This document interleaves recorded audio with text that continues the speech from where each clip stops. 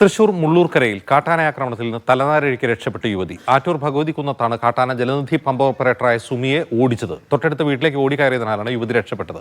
അസുരൻകുണ്ട് വനമേഖലയിൽ നിറങ്ങിയ കാട്ടാന കർഷകന്റെ വീടുമതിലും ഗേറ്റും തകർത്തു. പ്രദേശത്തെ കൃഷിയും കാട്ടാന നശിപ്പിച്ചു. അത് എത്ര മണിക്കാ? 6 മണി ആവാറായിട്ടുള്ളൂ. അപ്പൊ ഞാൻ വെള്ളം തിരിക്കാൻ പോയത് അങ്ങോട്ട്.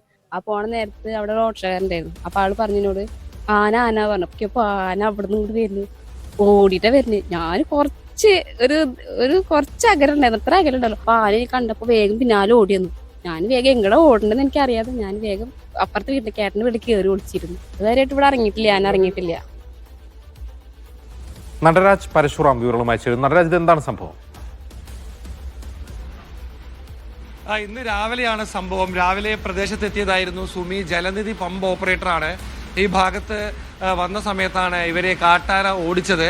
അല്പസമയം കാട്ടാന ഓടിച്ചു. അവർ ആ ഭാഗത്തൂടെ ഓടിയതിനു ശേഷം പ്രദേശത്തുള്ള ഒരു വീട്ടിലേക്ക് കയറി.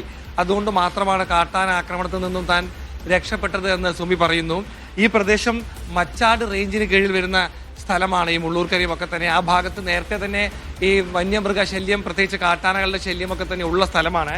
അതുകൊണ്ട് തന്നെ അസുരൻകുണ്ട് വനമേഖലയിൽ നിന്നിറങ്ങിയ കാട്ടാനയാണ് ഈ ഭാഗത്ത് എത്തിയത്. ഇവിടെ കൃഷി നശിപ്പിക്കുന്ന സാഹചര്യം ഉണ്ടായ നിരവധി വാഴകളും തെങ്ങുകളും കവുങ്ങുകളും ഒക്കെ തന്നെ കാട്ടാന നശിപ്പിച്ചിട്ടുണ്ട്. ഇതൊരു ആദ്യമായുള്ള സംഭവമല്ല, പലപ്പോഴും ഇത് നടന്നിട്ടുണ്ട്. എന്തായാലും ഒരു കർഷകന്റെ വീട്ടുമതിലും കാട്ടാന തകർത്തിട്ടുണ്ട്. ഇവിടെ ഫെൻസിങ് വേണമെന്നും മറ്റ് RRT സംഘത്തെ നിയോഗിക്കണമെന്നൊക്കെ തന്നെ നേരത്തെ തന്നെ നാട്ടുകാർ ആവശ്യപ്പെട്ടിട്ടുള്ളതാണ്.